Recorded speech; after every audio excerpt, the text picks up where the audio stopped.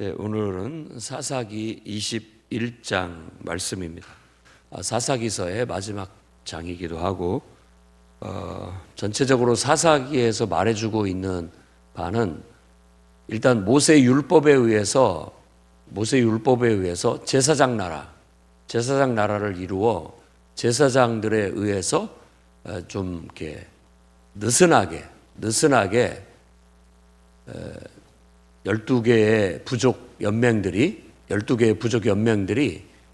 서로 연합을 해서 하나님의 뜻을 받들어서 실행하는 그런 하나님 나라를 이루고자 했습니다.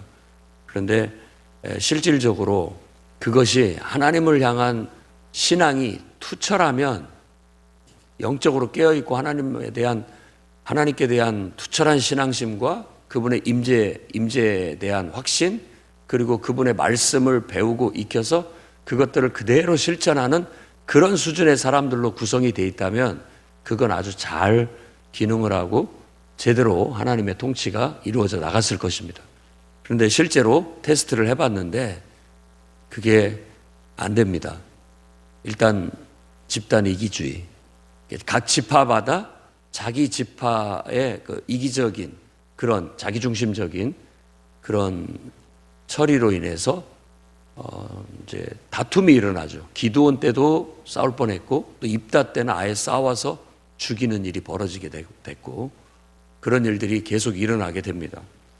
그리고 신앙이 좋지 않다는 거. 사람들이 정말로 하나님을 사랑하고 마음을 다하고 뜻을 다하고 힘을 다해서 하나님을 사랑하는 신앙심이 그 구성원들 모두가 다 있어야 되는데 누구는 있고 누구는 없고 하는 그런 문제가 있다 보니까 이게 제대로 작동을 하지 않습니다. 그리고 그러다 보니까 이것은 하나님 말씀에 의해서 나라가 하나님의 말씀에 의해서 이렇게 운영되어지는 게 아니라 이제 인간의 감정, 또 인간의 사사로운 이해관계, 이런 것들로 인해서 문제가 비화되는 것을 보여줍니다. 그래서 이 레위인의 첩의 사건은 바로 그걸 보여주고 있는 것입니다. 그러니까 영적이지 않으면 육신적이 됩니다.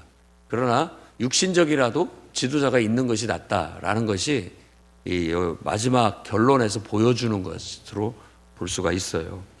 그래서 인간 왕이 필요하다. 하나님이 우리의 왕이시지만 사람들이 그 하나님을, 눈에 보이지 않는 하나님의 임재의 확신을 가지고 하나님의 말씀을 들을 줄 알고 순종할 줄 알면, 그 수준에 딱 올라가면 성령의 인도하심을 따라서 자발적인 지도자들이 일어나고, 또 하나님의 필요에 따라 성령의 은사를 따라서 각자 또 하나님 앞에 사역하고 이러면서 잘 조화와 협력이 이루어질 텐데, 이제 그런 것들이 제대로 되지 않은 것들은 인간이 육신적이고 또 이성적이고 또 감정적이고 자기 이기적이라는 그런 한계성을 갖고 있기 때문에 그걸 신앙으로 극복하지 못하는 한은 그게 안 된다. 현실적으로 어렵다. 이런 어떤 결론에 도달을 하게 되는 모습입니다. 그래서 이제 사람들이 미스바에 모여갖고 총회에서 그걸 결정을 합니다. 총회에서. 원칙적으로 한다면 하나님에 의해서 제사장과 레위인들을 통하여 이렇게 모든 것들이 전달되어지면서 하나님 말씀대로 지도를 받아서 순종하는 그런 모습을 보여야 되는데, 이제는 백성들이 총회로 모여서 그 총회에서 의사결정을 하는 그런 건데, 그 의사결정이 영적이면 좋지만은 이 결정이 부단히 감정적이고 자존심을 앞세우는 자기 이기적인 그런 어떤 형태로 이루어지게 됐을 때 벌어지게 되는 비극, 이 비극이 바로 베냐민 한 지파의 멸족이라는 그런 결과를 낳게 됐다라는 거예요. 형태는 이제 어떤 수준이 있는 신앙이 아니지만 그래도 신앙은 있으니까 하나님께 기도하는 형태로 갑니다. 기도하면서 하나님 어떻게 해야 됩니까? 라고 하지만 이 기도의 응답이라는 것 자체가 이게 신령한 사람들은 하나님의 마음과 뜻을 제대로 읽어내서 하나님의 음성을 듣겠지만, 그렇지 않고 육신적인 사람들은 자기 생각이나 자기 욕심을 하나님의 음성이라고 이렇게 해석을 하게 되는 겁니다. 그러니까 이 사사기의 말미에 나와 있는 이 이스라엘이 총회로 모여서 하나님께 기도하고 그들이 의사결정을 하는 과정을 보면 지극히 감정적이에요. 충동적이고, 삼손하고 똑같습니다. 감정적이고 충동적이에요. 그러다 보니까 그 결정이 어떻게 보면 궁극적인 하나님의 뜻은 아니에요. 그러니까 그런 결정과 행동 그 자체가 결국은 하나님의 심판이 돼버리게 되는 겁니다.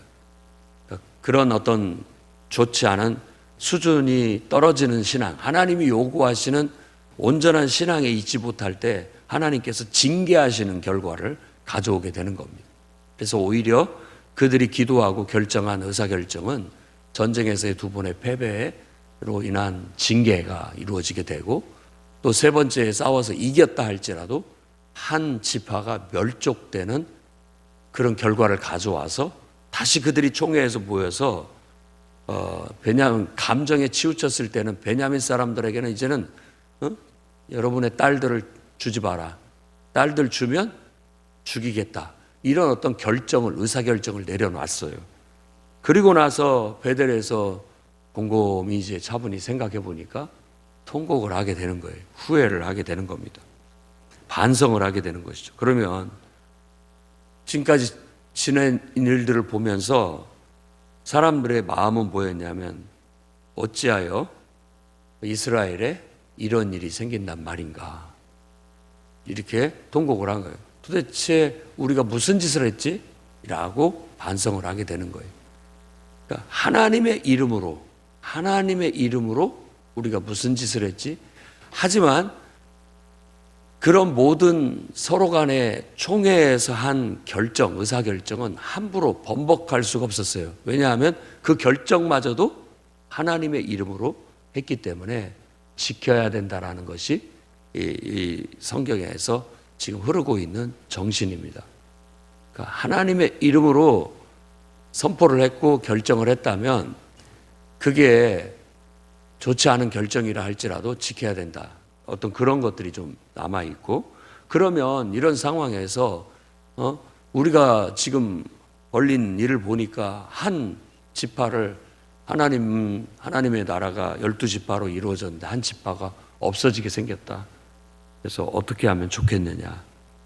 이 베냐민 지파에게 뭐 남자들만 한 600명 살아남았는데 여자들도 다 죽고 애기들도 다 죽이고 완전히 멸족을 시켰는데, 이 민족, 이 지파를 살리려면 같은 동족들끼리 결혼을 시켜야 자손을 낳게 될 텐데 어떻게 하면 좋겠느냐 해서 그 베냐민 지파 남은 그런 군인들에게, 남은 젊은이들에게 아내를 제공해 줘야 된다라는 의견이 이렇게 들고 일어나게 되었던 것입니다. 그러던 차에 자, 여호와의 이 총회, 하나님 앞에서 이렇게 다 모이라고 했는데 안 모인 사람 누구냐라고 했더니 야베스 길르앗이었어요. 그들을 징계하자 해서 그들을 다 또 멸족시킵니다. 그리고 결혼하지 아니한 처녀들만 400명 잡아와요. 그리고 난 다음에 이 400명을 베냐민 자손에게 주자라고 의사결정을 해서 그렇게 주게 됩니다. 일단 여기에서 우리도 강조하고 있는 건 다 총회에 나오라, 안 나오면 가만두지 않겠다, 죽이겠다라고 했는데 모임에 빠졌어요. 그러니까 그거에 대한 징계로서 그들을 제거하는 그런 일들을 벌였다라는 거. 이런 것들이 이제 어떻게 보면 계속해서 이게 정말 하나님이 기뻐하시는 일이냐, 어떤 그 안에 옳은 것도 있고 원칙적인 것도 있고 그렇지 않은 것도 있는 것들이 교차하는 그런 면들을 보여주는 것이죠. 그렇게 해서 결국은 베냐민 자손에게 여인들을 좀 제공을 해줬지만 그것도 부족하다 보니까 그럼 어떻게 하면 좋겠느냐라는 의견 속에 베냐민 그 남은 일당들과 평화를 선언하고 평화를 공포하고 이제 서로 싸우지 말자.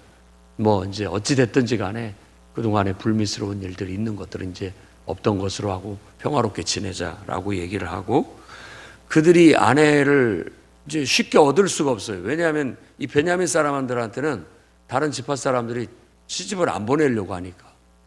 그러다 보니까 그들이 그 문제를 해결하기 위해서는 실로에 성막이 세워져 있고, 실로에서 1년에 3번에 걸쳐서 여호와의 명절을 지킵니다.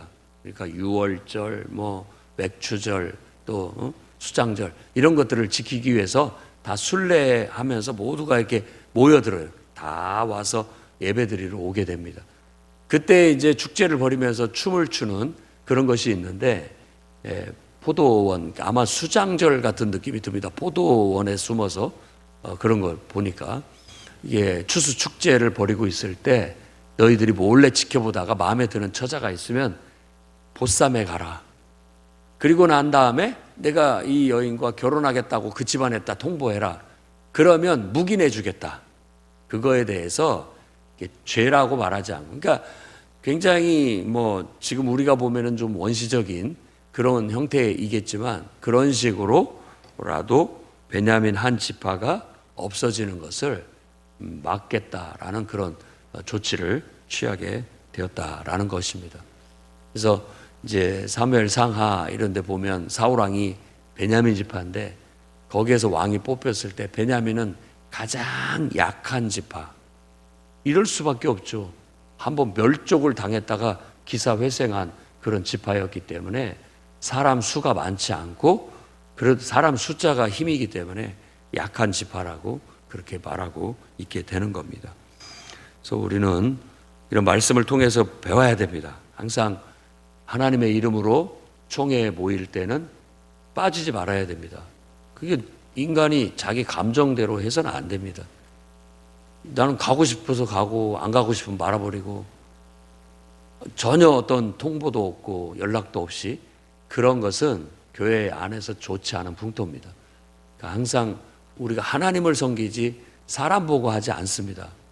하나님이 하라면 하는 것이고 하나님 말씀대로 순종하는 것이 우선적이 되어야 된다라는 그런 정신, 그리고 우리가 하나님의 이름으로 결정을 해서 하나님의 이름으로 선포를 했을 때는 하나님의 이름을 망령되이 여기지 않도록 항상 신중하게 의사결정을 해야 됩니다.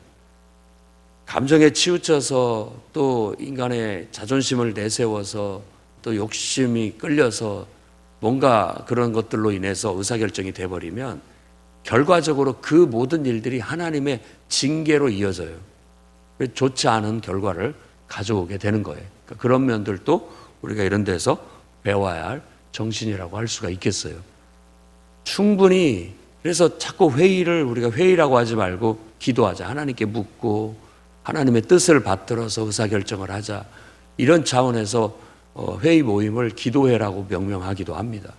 왜냐하면 기도하는 마음으로 모여서 우리가 사람의 인간적인 어떤 자기 감정, 자기 자존심 내세우면서 자기 입장에서의 자기 주장만이 아니라 하나님의 궁극적인 뜻이 무엇일까?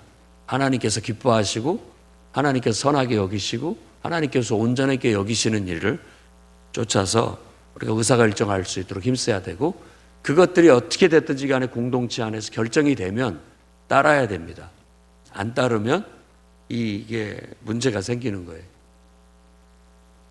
그러니까 따라야 된다는 거예요. 야베스 길르앗은 따르지 않음으로써 결국은 제거가 되게 되는 그런 불미스러운 일이 생기게 되는 거예요. 그러니까 이런 것들이 어떻게 보면 하나님의 통치의 일환이에요. 하나님의 통치가 하나님에 의해서, 하나님의 선하신 뜻에 의해서 이렇게 펼쳐져 나가야 된다라는 거예요. 그게 원칙이고 질서예요. 그런데 사사기에서 보여주는 게 이게 매끄럽게 이루어지지 않더라. 그러니까 우리에게 과제가 있어요. 그것은 바로 하나님의 뜻을 제대로 분별을 해서 하나님의 뜻대로 하나님의 뜻을 펼칠 수 있는 지도자가 필요하다. 이게 사사기 마지막 장에서 우리에게 던지는 질문입니다.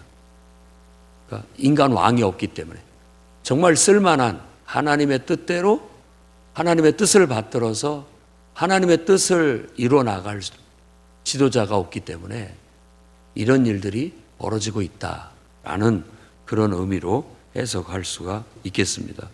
그래서 이스라엘은 왕이 없다. 그래서 이런 일들이 일어나고 있다라고 그렇게 보여주고 있는 것이죠. 그래서 미숙한 인간, 정말 하나님의 뜻을 받들어 영적으로 하나님 말씀대로 제대로 지도력을 펼치고 이끌어가야 할 그런 지도자의 부재, 그런 지도자가 있었으면 좋겠다. 그런 사람, 하나님을 대리할 수 있는 그런 지도자가 있었으면 좋겠다 하는 그런 소망이 우리 안에 이렇게 일어나는 겁니다. 이 대망이 결국 메시아 사상으로 이어지는 거예요.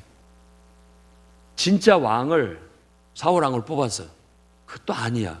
다윗 왕을 뽑았어. 그도 실수가 있어요. 그 다음에 또 솔로몬 왕이 세워져서 잘하는 듯 하지만 그도 또 잘못된 길로 갑니다. 모든 왕들이 하나님 뜻대로 하다가도 또 한 점도 있지만 잘못한 점도 있고 그러면서 나아가게 되는 거예요. 그러면서 이제 결국은 나라가 망해버리게 됐을 때 그들 마음속에는 진정한 왕이 있었으면 좋겠다 하는 그 진짜 왕, 그 왕이 바로 메시아입니다. 메시아. 그리고 그 왕이 바로 사람으로 하나님이 직접 인간이 돼서 이 땅에 오신 예수 그리스도입니다.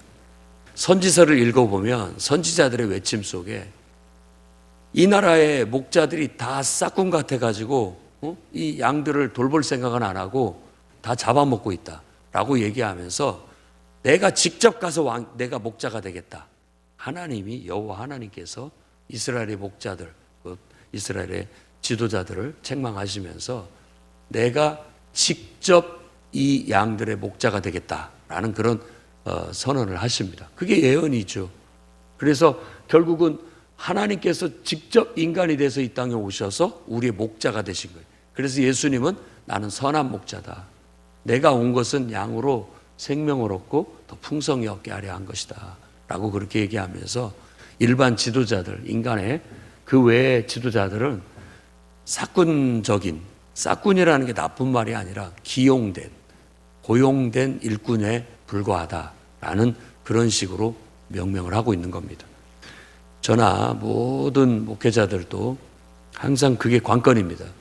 기도하면서 하나님의 뜻을 분별하고 우리 공동체 안에서 하나님의 뜻과 말씀을 가지고 하나님의 뜻을 펼쳐서 하나님이 우리를 통해서 하시고자 하시는 일을 이뤄내는 것. 그걸 어떻게 하면 매끄럽게 잘 이뤄낼 것인가 하는 게 관건이고, 교회 안에서 세워지는 일꾼도 성령과 지혜가 충만한 사람들을 세워서, 그러니까 일단은 믿음이 있어야 됩니다. 성령이 충만해서 하나님과 소통할 수 있고 하나님의 뜻을 분별할 수 있는 지혜가 있어야 됩니다. 그런 사람들에 의해서 같이 하나님의 뜻을 해석해내고 거기에서 하나님의 뜻과 계획을 따라서 우리가 어떤 활동을 하고 어떤 일들을 이루어 나가는 것들을 하나님의 이름으로 해나가게 되는 겁니다.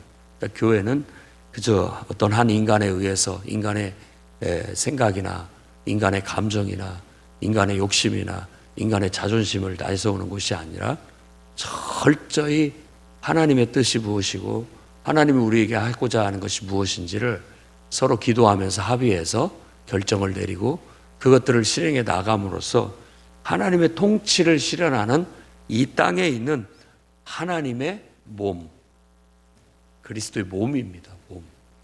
그래서 교회는 만물 안에서 만물을 충만케 하시는 자, 보이지 않는 하나님의 몸이에요. 몸. 그러니까 그분의 뜻을 고스란히 왜곡시키는 거 없이 그대로 받아들여서 그것을 그분의 마음에 맞게 그분이 원하는 대로 몸이 그것을 그대로 펼쳐내는 것. 그게 선교고 그게 이 교회가 이 땅에 존재하는 이유고 그게 바로 이 땅에서 빛을 발하는 것이고 또 소금과 같은 그런 귀한 역할을 해 나가는 것이라고 볼 수가 있습니다. 인간은 한계를 가지고 있습니다. 늘 연약함. 인간의 연약함은 우리가 다 공히 인정해야 됩니다. 저도 마찬가지고 여러분들도 마찬가지고. 그러니까 그 연약함을 가지고서 우리는 하나님을 제대로 섬길 수는 없습니다. 하나님의 성령에 이끌려서야만이 우리가 온전해질 수가 있는 거예요. 그래서 신약 성경에 사도행전에서 시작된 교회와 또 사도들이 쓴 서신에서 보여준 교회의 모습은 성령이 이끄는 영적인 교회가 돼야 된다. 성령의 감동을 따라서 하나님의 인도하심을 받을 수 있는 그런 교회가 돼야 된다. 그러려면 구성원의 영적인 수준이 다 올라가야 된다. 구성원들이 다 영적이어야 돼야 그 모두가 하나님의 성령의 충만함 속에서 이게 하나님의 뜻대로 나아갈 수가 있기 때문에 지도자가 영적이고 구성원이 육신적이면 계속 갈등이 일어나게 되는 거예요. 의사결정이 잘 안 맞습니다. 그리고 또 지도자가 육신적이고 구성원이 영적이어도 마찬가지겠죠. 구성원들 중에서도 지도자들이 영적인 지도자들이 뽑힐 수 있도록 세워질 수 있도록 힘써야 되겠고 그게 관건이에요. 해결해야 할 과제라는 얘기입니다. 그런데 그 중에 어떻게도 보면 그냥 친분에 의해서나 어떤 인간적인 그런 것들로 인해서 육신적인 지도자가 세워지게 되면 영적인 것과 육신적인 것이 싸웁니다. 그러다 보면은 여러 가지 감정적인 대립 또 그런 데서 오는 자존심 대결 이런 것들이 사도 바울이 봤을 때는 고린도 교회가 심했는데 너희가 아주 어린아이 같다. 육신적이다. 하나님의 뜻을 잘 분별해서 하나님의 뜻을 찾고 해석해서 화합과 협력을 이뤄나가야 되는데 인간적으로 파당을 짓고 편을 가르고 계속해서 서로 시기하고 질투하면서 감정 대립을 하고 서로 자존심 대결을 하고 하니까 이게 교회냐? 이게 하나님의 뜻을 이루는 것이 되겠느냐? 물론 나는 다툼으로도 하나님의 복음은 전해질 수도 있고 또 좋은 마음으로도 전해줄 수 있다라고 생각합니다. 어찌됐든 주의 일을 하는 건 하는 거지만 우리들의 영적인 수준은 높아져야 된다. 육신적인 신앙이 아니라 영적인 신앙. 이 수건으로 가려진 그런 육신적인 신앙이 아니라 이걸 과감히 벗겨낸 하나님의 임재가 있고 하나님의 성령의 감동을 받을 줄 알고 정말 하나님 말씀대로 잘 해석해서 그분의 뜻대로 화합과 협력을 이루어나갈 수 있도록 해야 된다라는 것을 말해주고 있는 것이죠. 그래서 사사기 시대나 요즘 시대나 우리 모두가 다 주님의 복음 안에서 철저히 자기 자신을 하나님께 맡겨드리고 이제는 내가 사는 것이 아니라 내 안에 그리스도께서 사시는 것이라는 복음의 원리. 살아도 주님을 위해서 죽어도 주님을 위해서 나는 주님의 것입니다라는 그 정신이 살아있어야 되겠고 늘 기도 속에서 하나님과 어떤 영성이 어느 수준에 있어야만 하나님의 뜻이 제대로 해석되집니다. 안 그러면 인간적인 생각과 또 감정적이고 이런 것에 영향을 받아버려요. 그렇기 때문에 어느 수준까지 항상 뜨겁게 우리의 영성이 충만한 상태에 놓여져 있도록 훈련을 해야 돼요. 그런 또 지도자들은 더더욱이나 자꾸만 인간적으로 주의 일을 하려고 하지 말고 철저히 영적으로 가서 하나님께 절대적으로 순종하려는 그런 자세를 가져야 됩니다. 그렇지 않으면 와해돼요. 그리고 어떤 부분이 이렇게 한 부분이 죽습니다.